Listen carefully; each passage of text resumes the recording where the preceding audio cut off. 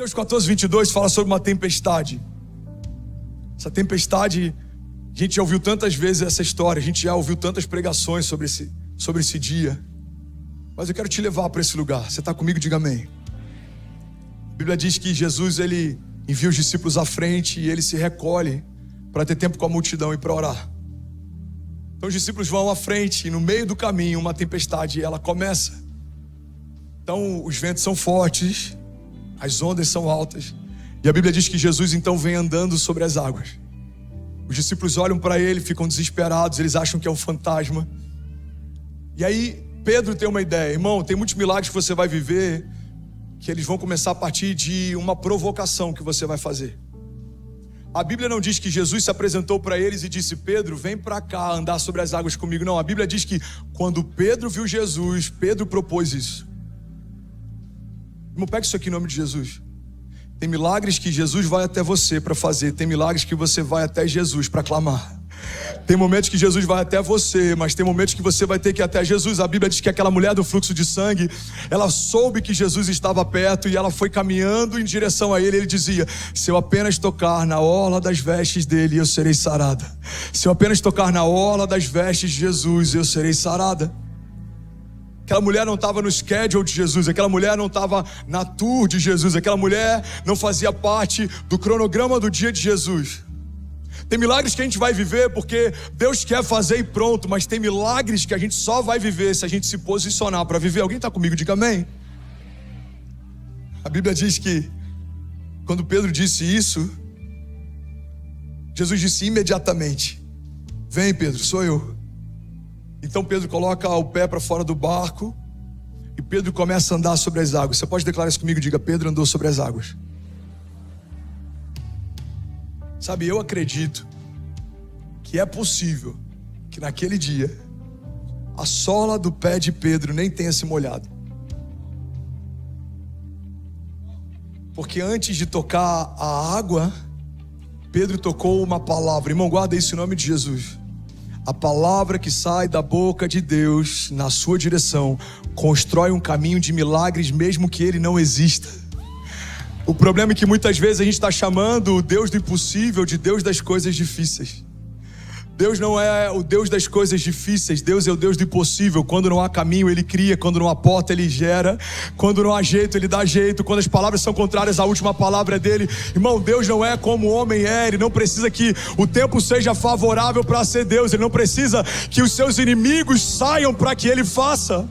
O salmista diz: o Senhor prepara uma mesa para mim na presença dos meus inimigos. E Ele me honra, ungindo a minha cabeça com óleo, e o meu cálice faz transbordar. O salmista entendeu um princípio, irmão, que quando a gente entende isso, a gente para de se preocupar com o tamanho da oposição e a gente gasta mais tempo se lembrando do tamanho da promessa. O salmista diz: o Senhor prepara uma mesa para mim na presença dos meus inimigos. Sabe o que o salmista entendeu? Que os gigantes, eles não são um problema. Os gigantes são a plateia. O Senhor não vai preparar uma mesa quando os seus inimigos saírem. O Senhor vai preparar uma mesa para que eles possam ver. O Senhor prepara uma mesa para mim na presença dos meus inimigos. Tem muita gente achando que quando a ansiedade cessar, o meu ministério começa. Quando essa crise cessar, a paz no meu casamento começa. Quando o documento chegar, a paz em relação à imigração começa. Irmão, não é sobre o seu inimigo sair, é sobre o seu Deus entrar. Não é sobre o seu inimigo recuar, é sobre o seu Deus vindo em seu favor. Não é sobre o inferno andar para trás, é sobre a igreja avançar. E a Bíblia diz que as portas do inferno não prevalecerão contra a igreja. Sabe, quando a palavra fala, se for para Jesus você pode fazer melhor, irmão. Vamos, me ajuda, tem um incendiário aí.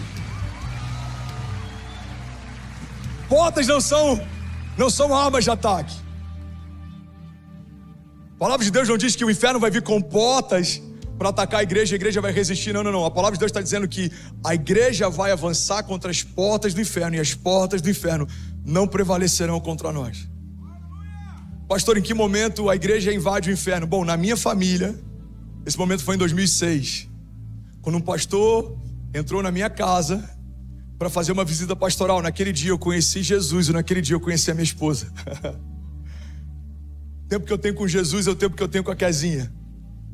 Em que momento, pastor, o inferno, as portas do inferno não prevalecem? No dia que Jesus entrou na sua casa, no dia que os seus filhos se converteram, no dia que você parou de se preocupar com a opinião dos outros e começou a gastar tempo lembrando das promessas de Deus. Irmão, as portas do inferno não prevalecerão contra o avanço da igreja. Em que momento a igreja avança e ela rompe com as portas do inferno? Quando a gente compra um lugar como esse, estabelece uma igreja, quando o estacionamento não cabe mais, quando a cidade tem que mudar o fluxo, quando o avivamento começa a tocar uma nação, quando pessoas se mudam de nações para viver o que a gente está vivendo, irmão, as portas do inferno não prevalecerão contra a igreja. Alguém crê nisso aqui? Diga: eu creio. Diga que eu e a minha casa avançaremos em fé. Diga: romperemos em fé.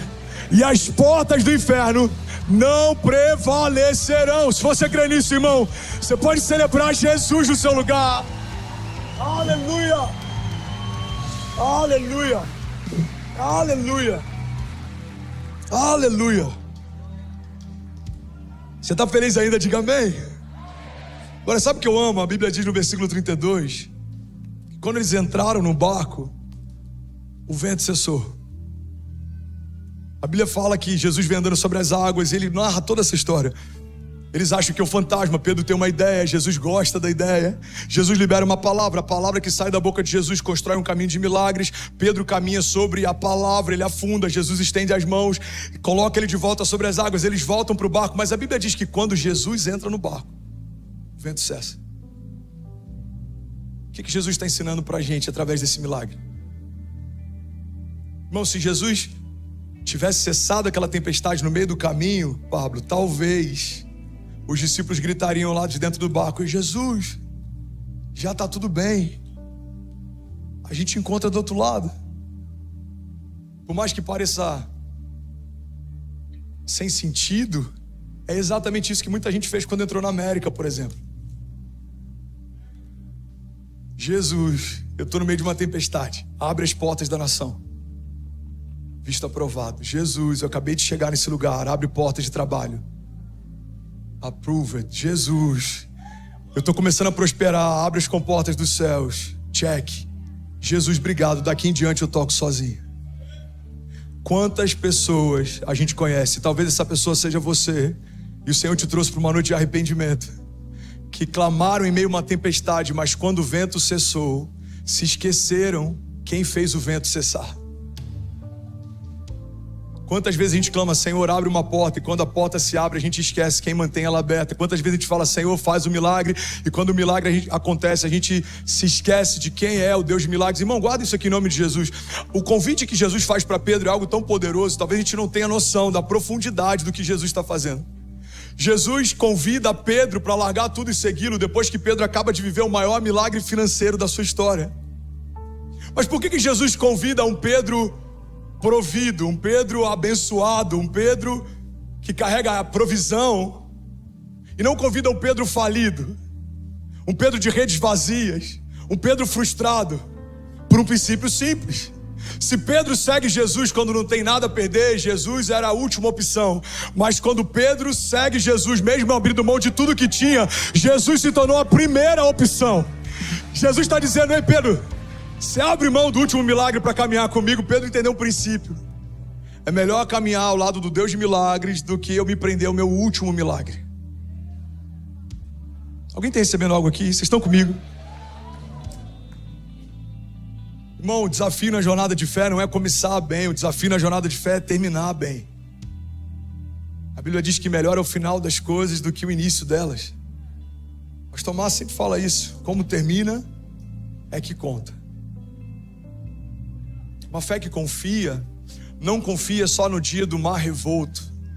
Confia também quando o Deus da sua história fala: agora não, essa porta não, essa sociedade não, esse relacionamento não. Não também é resposta, porta fechada também é milagre. Alguém está comigo? Diga amém. Então no versículo 32 a Bíblia diz: e quando entraram no barco, você pode declarar isso comigo? Diga: quando entraram no barco, o vento cessou. Se Jesus aqui é tomar, enquanto está longe, A paz que os discípulos iam experimentar, Paulo, era uma paz circunstancial. Por que agora você está em paz? Porque agora o vento cessou. Jesus está ensinando algo. A paz que vocês vão experimentar não é porque o mar está calmo, é porque eu cheguei. O mar pode até continuar revolto, mas Jesus está no barco, vai ficar tudo bem. Recebe isso em nome de Jesus. Os dias podem até parecer maus, mas Jesus está na sua casa, vai ficar tudo bem. O espírito de intimidação que ronda a América pode até se levantar contra você por ser imigrante, mas se Jesus chamou o teu nome, vai ficar tudo bem. Os seus inimigos maquinam contra você, se levantam em tempo e fora de tempo, mas se é Jesus quem te chamou para viver o que você está vivendo, declara com autoridade, vai ficar tudo bem. Você pode celebrar Jesus no seu lugar. Aleluia! E aí, tudo bem? Você acabou agora de assistir um vídeo. Se você ainda não está inscrito, já se inscreve também no nosso canal, ativa esse sininho aqui embaixo de notificação e toda vez que eu fizer uma live ou estiver transmitindo uma mensagem ao vivo, você vai ser um dos primeiros a saber. Mas eu deixei mais 2 indicações aqui que eu espero que façam muito sentido para você. Então já aproveita e clica para assistir a próxima mensagem, beleza? Seja bem-vindo ao time de incendiários e eu espero de verdade que essas mensagens mudem a sua vida como elas têm mudado a minha também. Até a próxima. Valeu!